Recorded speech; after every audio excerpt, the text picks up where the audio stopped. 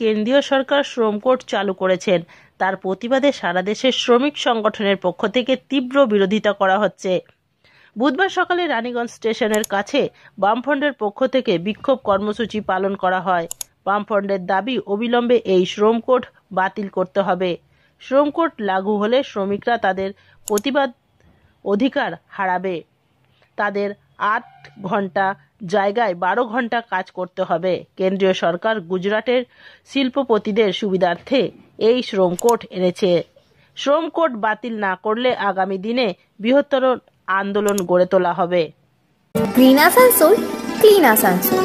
সিআইটিউর নেতৃত্বে আরো অন্যান্য ইউনিয়ন আইনটিউসি, এআইটিউসি, এআইটিউসিসি সহ সব ইউনিয়নগুলো দেশব্যাপী আমরা প্রতিবাদ বিক্ষোভ করছি।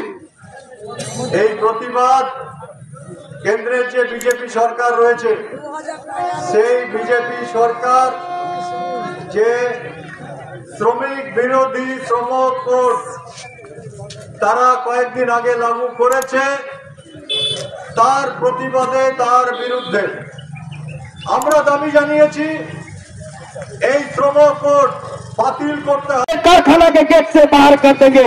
विशाल संगठित समूह के मजदूरों का अधिकार छीनने का कोशिश। इसीलिए आज हम इस लोग बंगाल की धरती, लड़ाई की धरती रानीगंज में इस केंद्रीय सरकार की दफ्तर रेल, जिस रेल पर भी मोदी सरकार ने हमला किया है, इनको बेचने का काम किया है। ये देश 4 लोग चला रहे हैं, 2 गुजराती बेच रहा है और 2 गुजराती खरीद रहा है। 2 गुजराती अमित शाह मोदी और खरीदने वाला 2 गुजराती अदानी अंबानी। हम लोग इसे नहीं मानेंगे।